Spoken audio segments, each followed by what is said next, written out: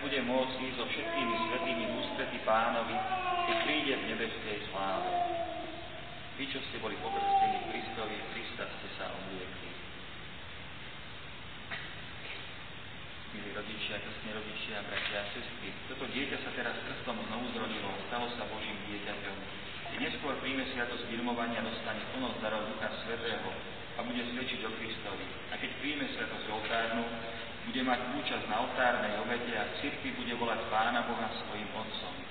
Aj my sme boli prijatí za Božie deti, preto sa v duchu Božích detí modlíme, ako nás naučil náš Pán Ježiš Kristus.